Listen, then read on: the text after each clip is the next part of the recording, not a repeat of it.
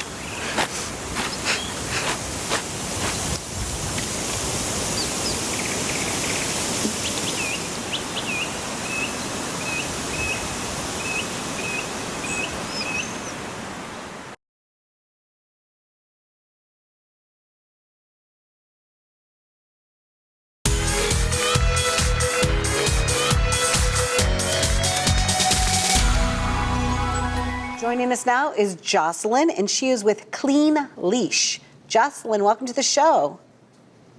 Thank you for having me. Very excited to be here. Yeah, I want to know, are you the one that was allergic to poison ivy? What happened? So, long and short and simple story. I actually grew up in the vet world. I grew up in a vet hospital and spent decades doing as a part of a family business. But a few years after selling that operation, after 30 years of business, I happened to be missing the feeling of being around pets and what have you, and was spending a lot of time outside with my 3 dogs. And I normally would just let them go, let the leashes go, let them stream behind, never had a qualm about anything dirty. I mean, nothing ever bothered me. I'd touched, seen everything you could, get exposed to at a very young age. At any rate, not long after one of this, just a normal outing, I had massive rashes all over my legs. They were wrapped around, I had poison ivy wrapped around the bottom part of my legs, and it was a leash transfer. The oils from my dog leash had transferred. And I had never been conscientious about staying on top of keeping things sanitary, but I fell partial to one plastic glow-in-the-dark leash with my 3 animals and used that leash quite a bit. Everybody's allergic to the ursodeoxyl oil, but I had experienced quite a life-changing rash. Was going to the drive-throughs in my bed sheets. I mean, really, really, really bad. And the idea of creating a leash that you could more easily wash in such a circumstance just happened to come about at that time. I'm a very ingenuitive girl, and I'm not surprised that idea came about. And I Googled it and Googled, detachable hardware leashes where you could just, washable leash versions, and there wasn't anything. Wow, that sounds like you had a pretty bad case of that. So is that why you invented this? What is CleanLeash? Tell me about it. Yeah, the experience prompted me to come up with a leash that you could more easily clean. Okay, and how does it work? And so what this is a band and hardware system. And the band itself is specially designed to be able to withstand a wash cycle. It's made by an electrical company, so I don't know of any other leashes that are made by electrical companies. This particular leash is dipped in a PVC that's heat rated, so that it can withstand multiple wash cycles. It's been tested, and on top of that, a glowing powder is added to the PVC, just to add, just to make it more useful for different circumstances. But each leash comes with a hardware set that you very simply remove when it gets dirty, and you plop it in your normal wash load. And this is like the gobstopper of bands, I tell people. It's the everlasting band. It not only does it glow in the dark, but it's UV resistant, so it won't fade, wear, break down, or get, catch on fire or anything. It's absolutely, I went through the hassle of sourcing a manufacturer that would create a band that could withstand that. There are other washable alternatives, waterproof alternatives, and other non-porous alternatives, but they're all very heavy for one. They're very thick. They don't have a grip, so they'll wrap up on your wrist really tight, and none of those other companies manufacture leashes that are made to be machine washed. This is the only leash. It's trademarked. It's patent pending for a 10 to 20 year patent. And that's really what makes it different. It's the only leash that you will be able to separate from the band and wash as many times as you'd like, and and have it renewed to its original state every time. So it's super great. Yeah, it's really gone well with. Thank you. You're welcome. Thank you. It's really gone well with water uses. So think boating and aquatherapy. So rehab hospitals are big buyers of it, and the nice thing about it is that hospitals or any sort of, there's one company's coming to mind, Muddy Paws Adventures. I'm working with them now, but there's outdoor group type businesses that want to sterilize lots of leashes all at once. And it just gives you that convenient, that peace of mind that there's nothing coming home with you. Yeah. It's absolutely sanitary. Yeah. Congratulations. Yeah. So it says that you wanted to give a shout out to Maine Soggy Dog, Pets on Point, Yeah. Wolf Play, Eat, and You Dirty Dog. So Jocelyn, thank you so much for joining us. It's CleanLeash. That's all they need to know. That's the trademark. And they could go to your website and pick it up. Yep, and there are different hardware options and a tag program that's going on, but you can read about it online. Okay, congratulations. It was nice to have you here. Thank you so much. Okay, All right, happiness to you. bye-bye. Be well.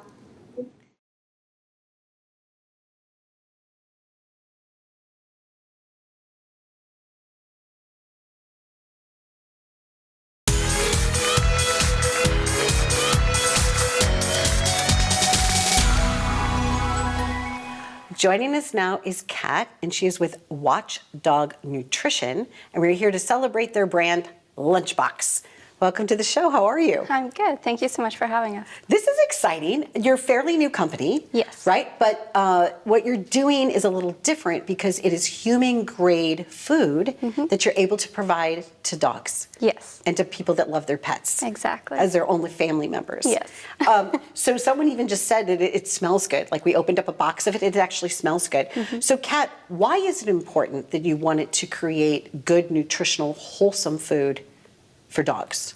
Well, I think it really comes down to our love for dogs. We're a husband-wife team. My husband is like the founder of our brand, and he's a board-certified PhD animal nutritional scientist. Okay. And I do all the cooking, and I have a love for cooking and being in the kitchen.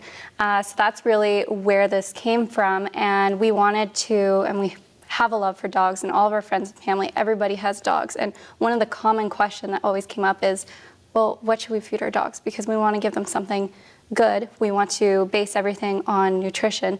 And so this is where, the dogs are our family, so why don't we feed them like family? And so we developed human meals for dogs that are complete and balanced. So every meal that you open is perfectly portioned. It's complete and balanced nutrition. Everything down to the vitamins and minerals that we put in is all human grade, and the ingredients are kept in and gently cooked in a way that it's visually identifiable. So you can identify every single ingredient that is in each meal. Perfect. So there's nothing like that's mushed or messy or gross. It's just like food. Yeah, It's real food. exactly. When you came up with this concept, right? I love the illustrations on it. Thank you. Right? It's just fun. cute. It's like the packaging is great. It's wonderful. Like you said, it's clean ingredients. It's obviously source certified. When you're coming up with something like this, right, you want it to stay fresh. So are these refrigerated meals? Yeah, so Okay. everything is gently cooked. It's cooked in a USDA human food facility, but it's really a kitchen. And it's not highly processed. Everything is gently cooked at low temperatures to preserve the integrity of each and every ingredient. And then what we do, because we don't add or we don't put in any additives or preservatives, so it's flash frozen to seal in those nutrients, and then it's a direct-to-consumer company, so you order on our website, and it's delivered to you frozen, so then you can put it in your freezer and store as you would fresh food. You thaw it in the fridge or thaw in your microwave to serve to your dog, and then you can, if, say, you don't use a whole tray or you have a really small dog and you're splitting the trays into portion-sized meals, you would keep it in your fridge like you would your own leftovers for A few 2 or 3 days. days. Yeah, and 2 or 3 days. Yeah. Okay, wonderful. What have veterinarians said about it, or dog owners? What's Yeah. the response so far? Are you excited by that? It's very exciting. So the more people learn about it, since we're such a new company, everybody gets really excited, because I think a lot of the times, as some dogs age, veterinarians will kind of recommend people cook for their dogs at home to help them if there's kidney issues or things like that. And I found that this is really where we come in, because we deliver all those nutrients and it's a complete and balanced meal, but it takes all the work out of the kitchen and all the guesswork out of it for you. So veterinarians love it, pet owners love it, and I do have kind of, it's a really interesting story, and it came from one of our very first pet shows that we ever went to, and it was the Super Pet Expo in Manassas, Virginia. And there was this lady who came in, a young lady, and she had suffered a traumatic brain injury. And so her life changed overnight. And she came and she had a service dog, and he had hyporexia. So it wasn't about getting the right nutrition, it was about getting him to actually eat. Wow. Because he just didn't have an interest in eating food. So they tried all different kinds of kibble, they tried all different kinds of fresh food, and sometimes something would work for a week or so and then he just wouldn't eat. And for working dogs like him, he's trained to identify if she's going to have a seizure, changes in her heart rate, changes in her blood pressure, and so he's working and he needs that energy to sustain himself so that she can live an independent life and things that a lot of us take for granted. And she came to that show looking for a new food for her dog. And she came into our booth, and with a dog like that, it's a big facility. There's all kinds of noise going on. There's parrots, there's things squeaking. So you don't think he's going to eat in a scenario like that. And he came into our booth, we presented the food, we were doing samples, and he just gobbled it down. It was actually this mojo dinner. Love that. And he loved it. And so she actually became our very first customer. Her dog's name is Beckham. We try to support her. She, she always buys, I think, every 2 weeks from us. And amazing. Yeah, so we try to support her as much as we can. I love that story. Yeah. That's a beautiful success and it's story. Really, that's the reason we do what we do. You could see the difference. Now you have 4 different things, 4 different meals. So you have like a breakfast scramble, a Southwest meal for breakfast. A Southwest breakfast skillet. We have the breakfast scramble, which is, your scrambled eggs, bacon, potatoes, hash browns. Yummy. There you go, what everybody loves. And we have 2 dinner meals. We have a Southwest skillet dinner. That's my personal favorite. It's very colorful. Okay. It's got ground beef, sweet potato, cheddar cheese, sun-dried tomatoes, and then our mojo dinner, which is hugely popular with dogs because it's slow roasted pork. And it's rice and sun-dried tomatoes. And then we call it our secret sauce, but it's a blend of vitamins and minerals. There's no additives, no preservatives, and everything's just fresh food for your dog. Congratulations to Thank you so much. and to your husband, to your team, and to all the people that you're employing and the dogs that you're making healthier. It's really cool. I really like it. And I have a picnic basket. So when I saw you walk in with your picnic basket, I was like, I'm all over that. And it might be even fun to go on a picnic with your dog. Exactly. I have a video. I have a Great Dane at home. And so I have a video on our social media, and we're having a little picnic. And he drops Lunchbox in my wine, so it was great. What's his name? Duke. Duke. Okay, because Duke's going to be watching this, so you need to give Duke a shout out. So just look right into your camera and just. We love you, Duke. There you go.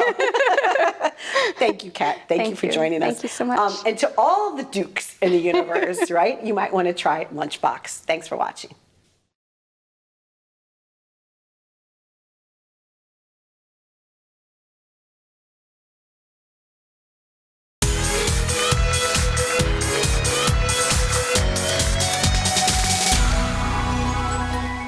It's Donna Drake, and we are here on the red carpet for NYWIFT. This year, it's the 2026 Muse Awards.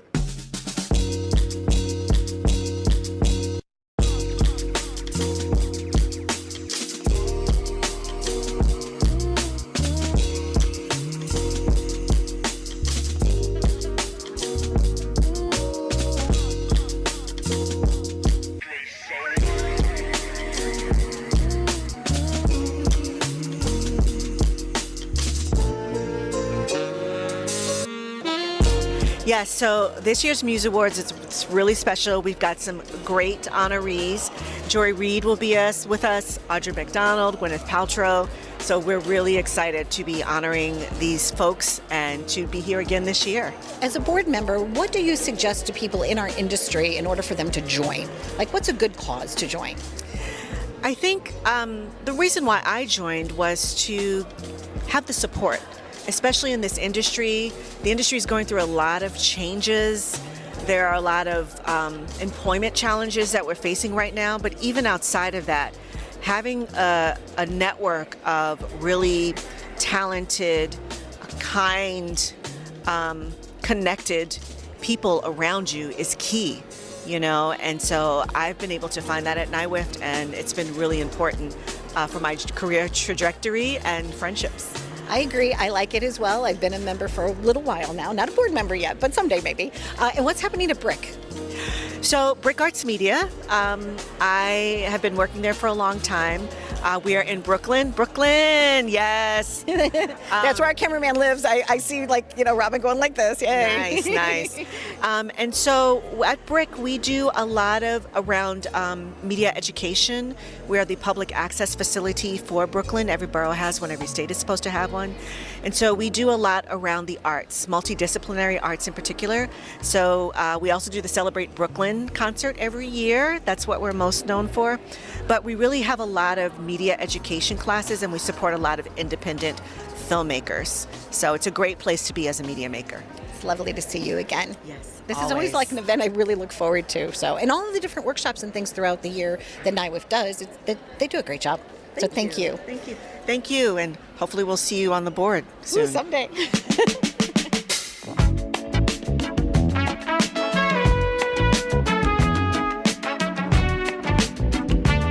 What brings you here today? I know that you're an actor and you do many different things, but you also have a connection this year with the Garden State Film Festival. Well, yes, I'm vice chair of the board of the Garden State Film Festival, and I'm one of the key programmers. So our festival is actually coming up next week.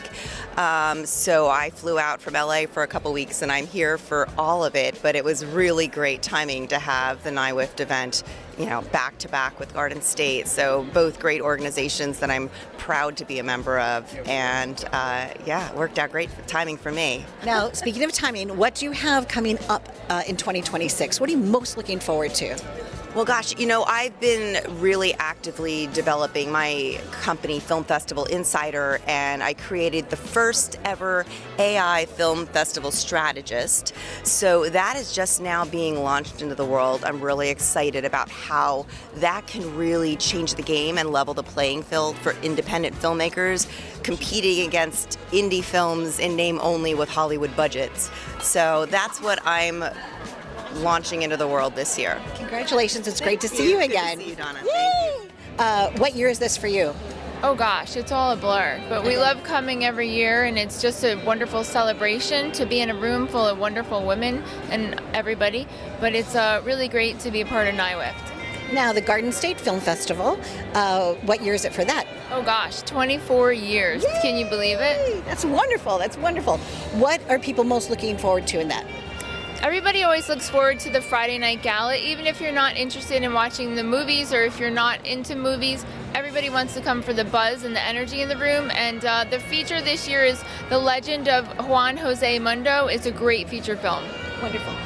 Same group, dedicated people, dedicated individuals for the last 2 decades, right? How many submissions did you get this year? How many things did you have to go through? Because it's grown a lot. It's grown. We have over 1,800 different submissions. It fluctuates each year, but we narrowed it down this year to 205 films from over 19 countries. Lovely. It's nice to see you. Have fun today. You too. Thank Bye. you so much.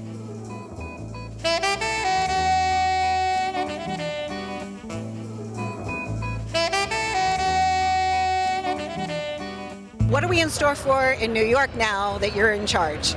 Well, we're doubling down on making New York City the film hub of this country and the world. We want to make sure that productions, when they think about New York, they think about a place that you can create. It's affordable to create, it's easy to create, because we want to see production come back. We want to see the jobs it creates for our citizens, and we understand that in order to create good paying jobs, to support the city as a whole, we have to signal to the industry that New York City is that place to come and create. There you go, home sweet home. Yeah, definitely.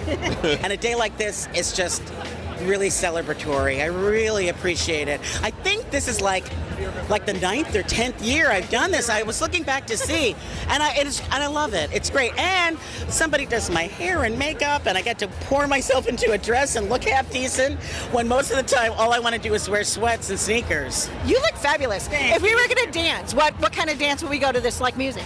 Let me think. Does it move you? It moves me. Probably, for me, I would just call it freestyle. All right. Freestyle with a real serious expression. Kind of thing. There you go. You got it. There you go. And that's how it is to be on the red carpet at the Muse Awards, where everything goes and we celebrate life.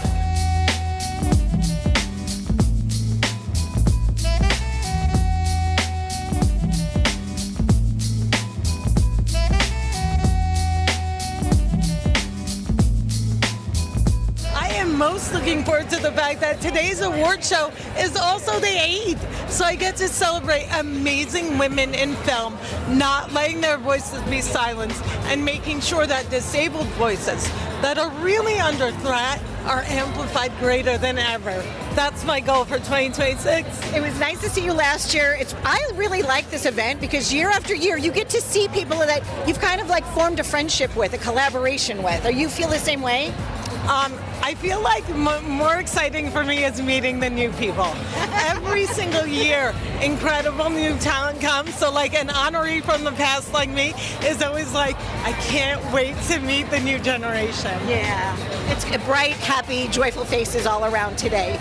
It was wonderful to see you again. Thank you for coming over to say hi to us. You love my dress? I love your dress. Nobody can jinx me. Woo! Thank you so much. You're welcome.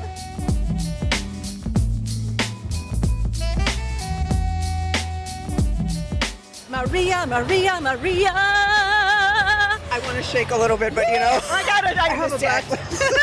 I have a backless shirt today. I don't know what possessed me to wear it. You look fabulous. You too. What are you celebrating in 2026? What's happening that's joyful for you this year? You know, considering that it is a very difficult time and our country is at war, because I have to acknowledge that, I want to celebrate women. I want to celebrate the hope that women have in this industry, the hope that we have to work together and understand that we need each other more than ever, realizing that 8.1% of women made films last year, and what it takes for us to be in the media as well as behind the camera, in front of the camera on all different levels. So I'm looking forward to working with many women, and my production company does that. So ladies, it's all about you and those who identify as women in 2026. There you go. 2026. Thank you, Maria. Happy journeys to you.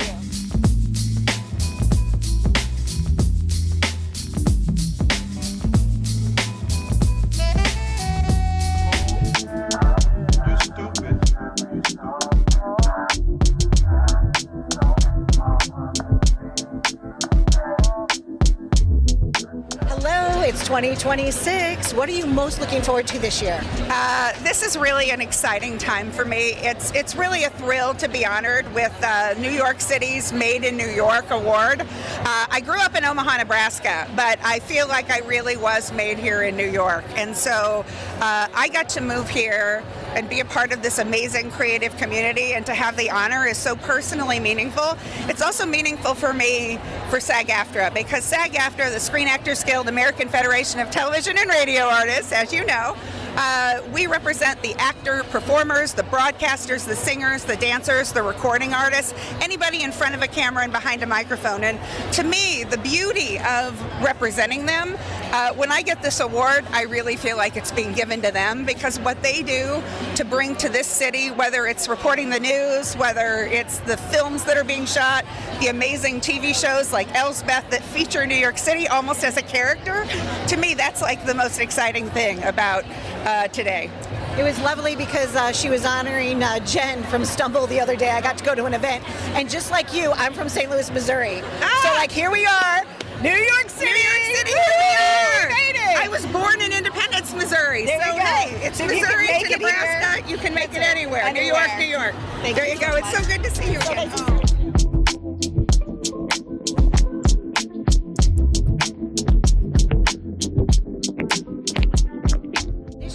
This year, what are you most happy about?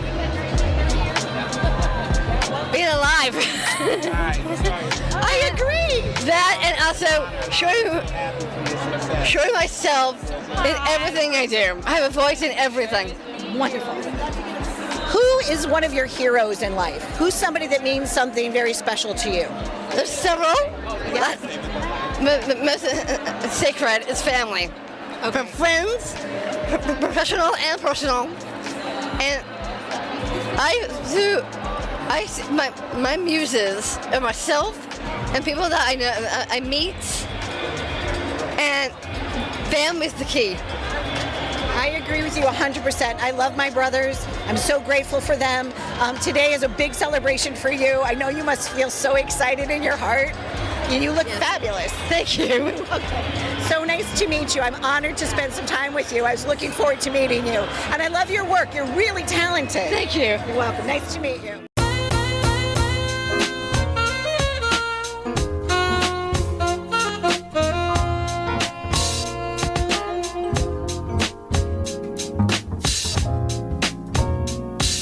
You have to be brave on this red carpet today. We're fighting for our lives here on this carpet. It's like a dance club, right? I know you gotta And know they started the playing some like merengue or some salsa merengue. And I was like, oh, don't play some music and make me start dancing. That's I will. It's all about that. So, Joy, we're having a lot of joy here today. Yes. How are you feeling? What is bringing you happiness in your journey right now? Well, what's bringing me joy right now is just literally being in the space with New York Women in Film and Television, where I was an intern 30 years ago. And at that time, I could have never imagined that I would ever be on this side receiving the very award that I was supporting, you know, at that time, Rita Moreno. I was walking Rosie O'Donnell. That was our job. We were assigned to her. This is what I was doing 30 years ago. Yeah. Pinch myself, right? Yeah. That I'm on this side. Absolutely. You know, we all start somewhere, and sometimes if we don't quit on ourselves, if we give ourselves permission to thrive and just stay in it, I think that's where the secret sauce is, right? Yeah. What would you, do you have like a certain mentor or somebody that's special in your life that you still want to thank today? Well, I have a lot of different mentors. You know, one of them is James T. Thomas, who mentored me in talk radio in South Florida.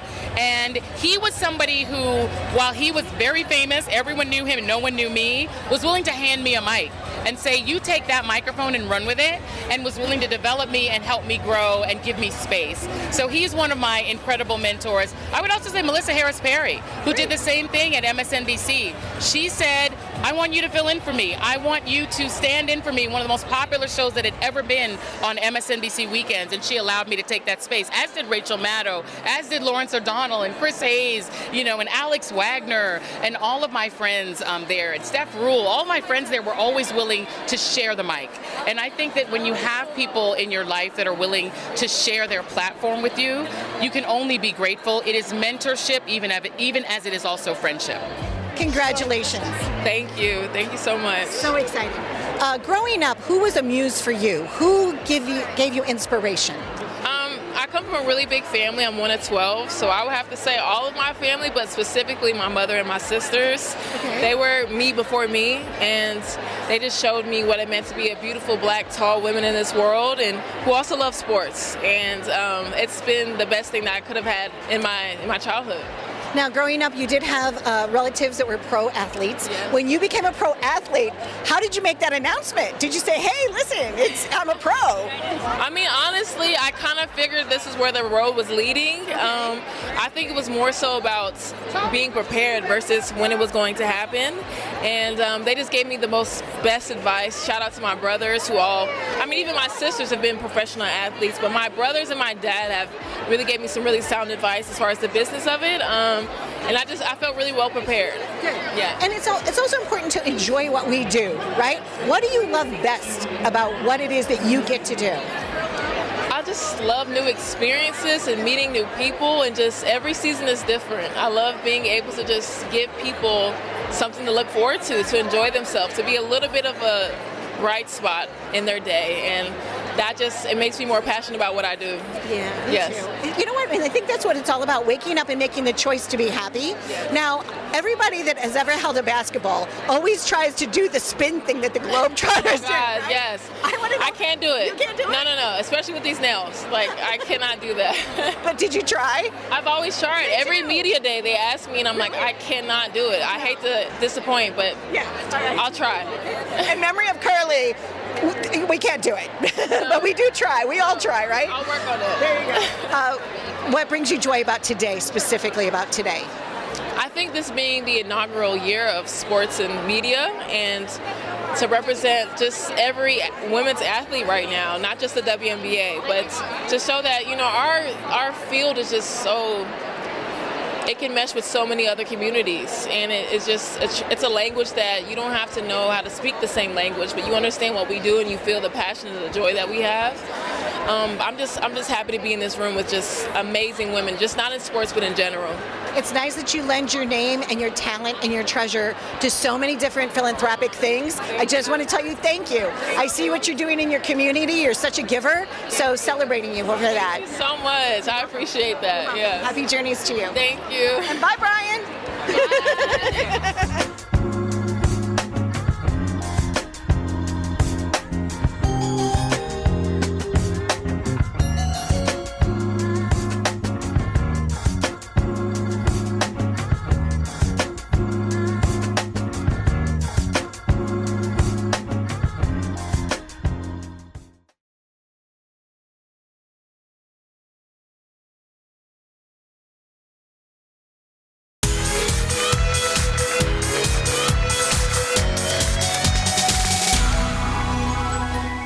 We are at the Marvels of Media 2026 Festival, and we're at MoMI, which is the Museum of the Moving Image. Join us.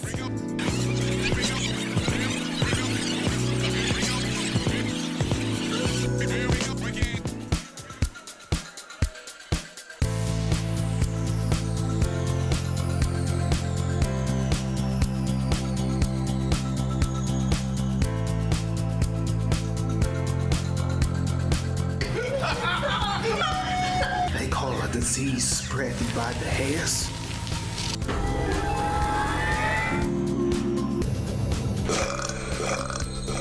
I found this number. If you need space for silence or contemplation. He was always waiting for someone. It was just supposed to be the two of us on this job. This is triage.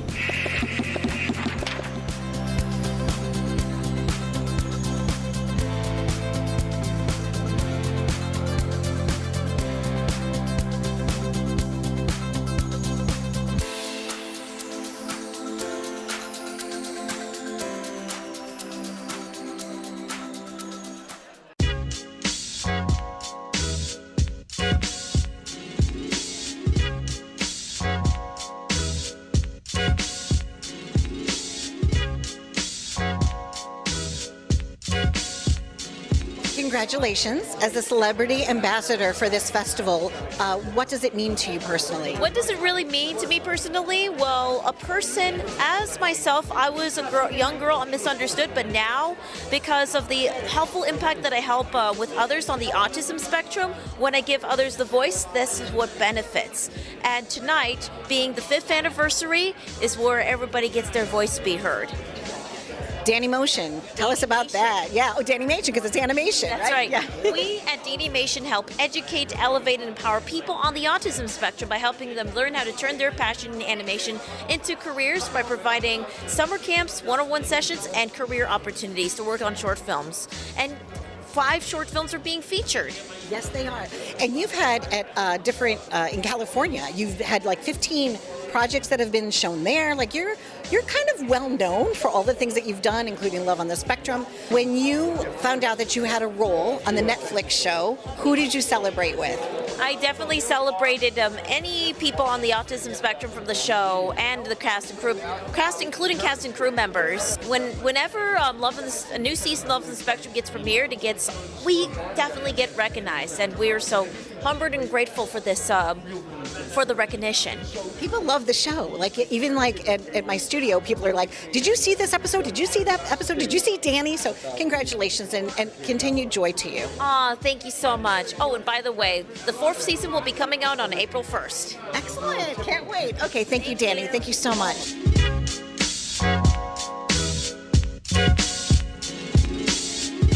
Oh my gosh, I'm honored to be here. It's so nice to see you once again. It's been a while. Okay, so this is exciting. Yeah. And not only is it in this city, but now you've taken it to 8 more cities. Yeah. So we're in 8 other, some of the best venues around the country. The ones that are in this area are the Jacob Byrne in Westchester, the North Fork Arts Center in Greenport, the Southampton Playhouse, and then there are ones in Denver and California and in Virginia. And it's wonderful to see the experience also occur in a concrete manner locally, as well as all across screens.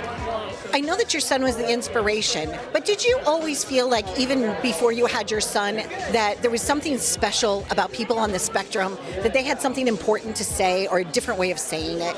You know, I always thought that people who were different saw the world differently. And I would, at work, watch the work of someone who was not like me and think, oh,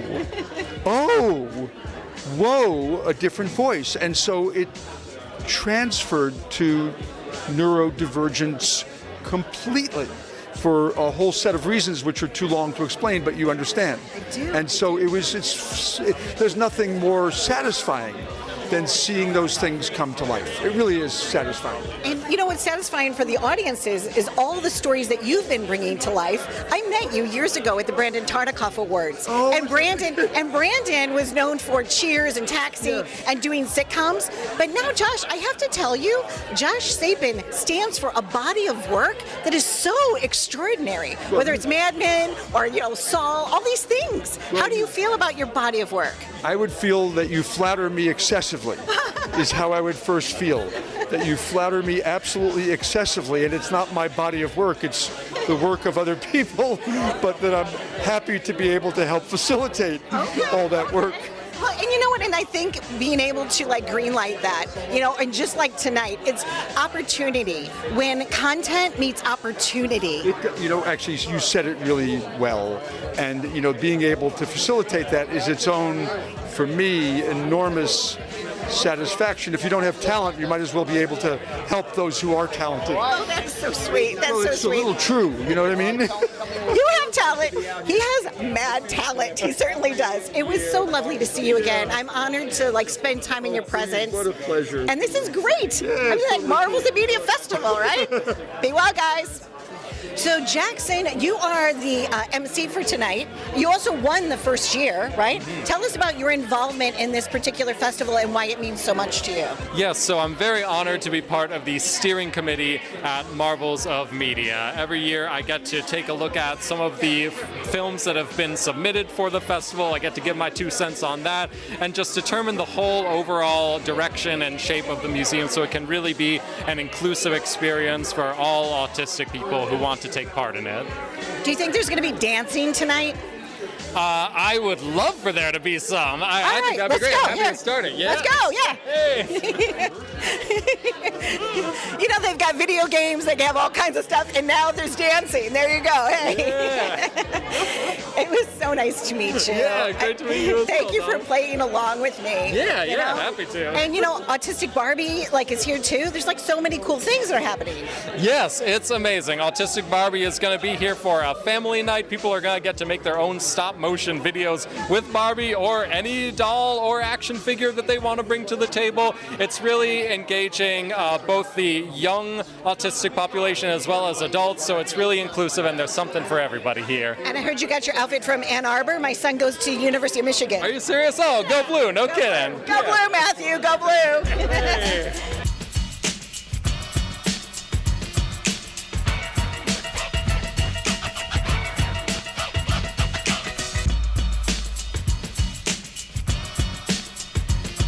So it is a film about these two scientists who are researching this new element they've discovered, and that element leads them to discovering these creatures that are invisible to the eye but can be seen through the element. And so then they end up trying to pursue these creatures, but these creatures are forces far greater than they could ever imagine. So it sort of follows their hubris in that, and it's all a found footage thing. It's Bella, and let's look up Queen. So tell us what your inspiration was for this project. Well, my inspiration was wellness, and I always make my art that's based on me as a black person in New York City. And I always have my career based on just drawing cute things and sweet things, and also the feeling of just as a kid, you look up and magically you're a queen. There you go. Look up Queen. I feel like a queen tonight. Can I be a queen tonight? Yes. All right.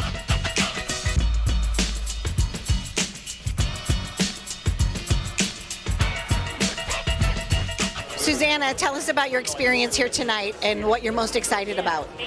Right now, I'm most excited to see everyone else's work, get to meet some people. So it's really a lovely place here. I love this museum, and so it's lovely to be here and celebrate some autistic filmmakers. I hear you. In celebration, if you were going to dance, what kind of dance move would you give in celebration? What kind of dance music or what kind of move? Okay, dance move. I'm a casual dancer, so it's probably just a little of this. Yeah. Okay, little of this. There you go. That's our celebration dance. I like that. I'm a casual dancer. Just leave it easy. Me too. Nice to meet you. Nice to meet you. Thank you so much.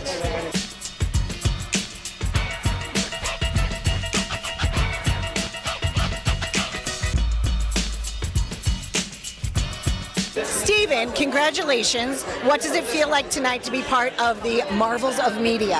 I think it's brilliant. I think it's great there's a festival that really champions autistic filmmakers and autistic creative people, so it's really an honor to be here. It's like the third time I've been here, so it's great to come back and just see the festival again.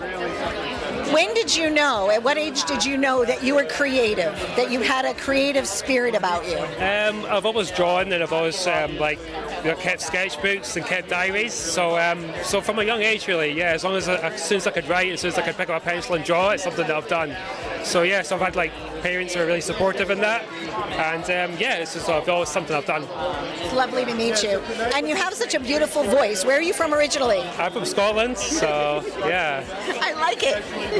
So I was born in Edinburgh, but I live in Glasgow, so my accent's a bit East Coast, but West Coast of Scotland, but yeah. It's lovely. You have a lovely voice. Have a great time tonight. Nice to meet you. I've been here for 2.5 years, so not that long. This is my third Marvels of Media event. Congratulations. What made you say yes to this job? Listen, I've always loved this place. I'm a born and bred New Yorker.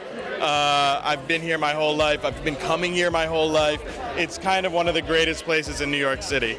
So it's hard. It's a hard job to turn down. Yeah, it's so much fun. What about this festival is exciting for you personally? I go to a lot of film festivals. It's kind of a hazard of the occupation.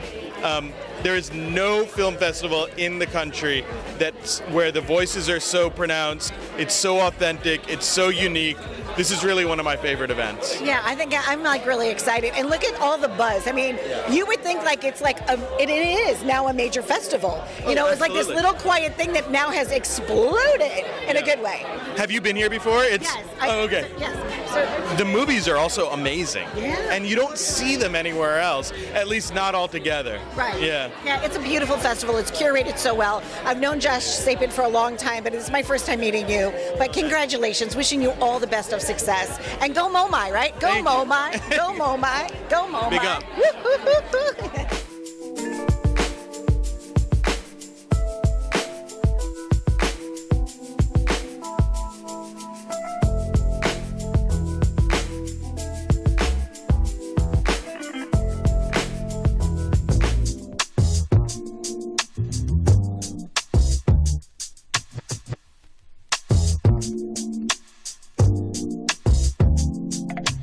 Miranda, congratulations. What are you most excited about for tonight? Because it's year 5, I believe, right? Yeah, this is our 5th year. Okay. I'm just excited that everyone's here.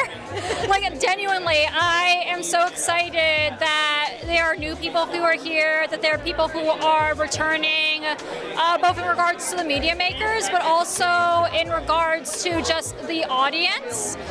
What's most important to me is that we can continue to grow the Marvels of Media Festival community, that autistic media makers can network with each other, and also that, if someone's autistic and they come across a piece of work that they're like, wow, this is great, maybe I could do something like that, or wow, this is a great space, I want to continue to support it.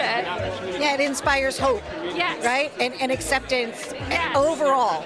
Yes, yeah. I think acceptance especially, I think autism acceptance, I think it's become kind of a buzzword, but I think that there is truth to it.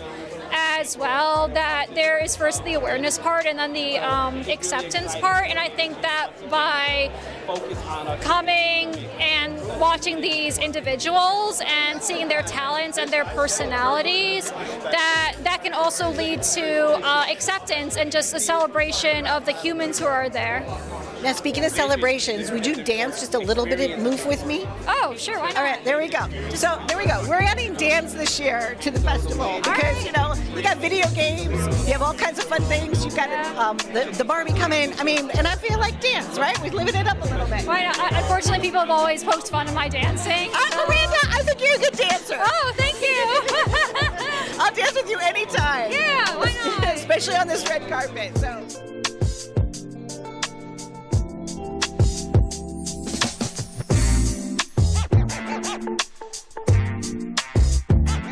Congratulations, it's year 5. What are you most excited about?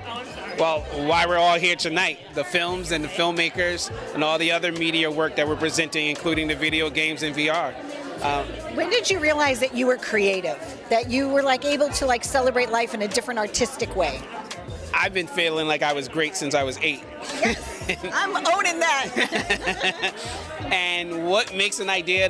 Like what happened where you just all of a sudden one day say, you know what, I have this idea, and then decided to be bold enough to create it. What did your early teachers say about your work?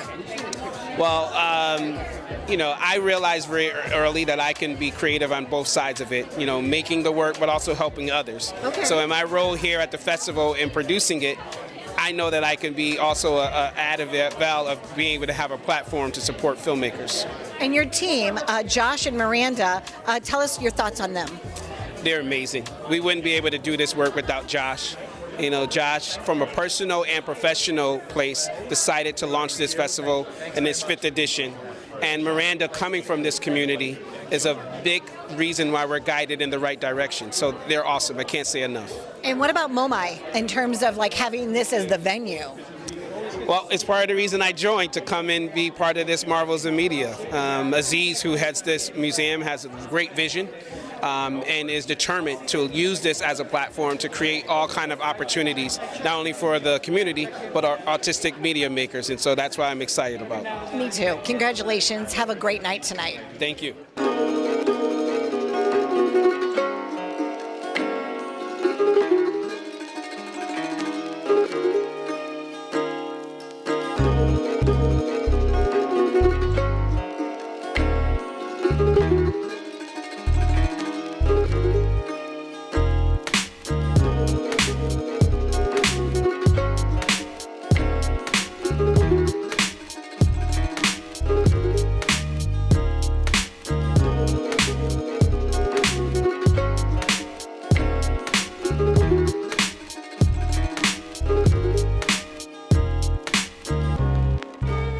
Hello, Autistic Barbie. I'm Donna Drake. It's so nice to meet you.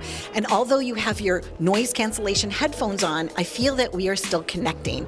What a beautiful thing it is to have this expressed in a doll. We all love Barbie, and I know that there's so many people that are gonna just love and enjoy playing with you and making memories. Autistic Barbie, Donna Drake, it's 2026. We're here at the Marvels of Media Autism Festival. Super excited. All the films have something that was put together, a presentation by those that are neurodiverse. So just wanted to applaud you. I wanted to introduce myself personally to you. So way to go, Autistic Barbie, Autistic Barbie. Mattel loves you, and so do we. Be well.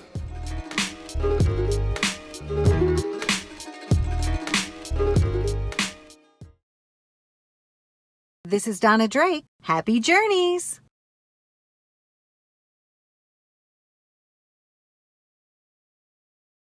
Take my hand, come with me, and we'll find better ways to be something much more.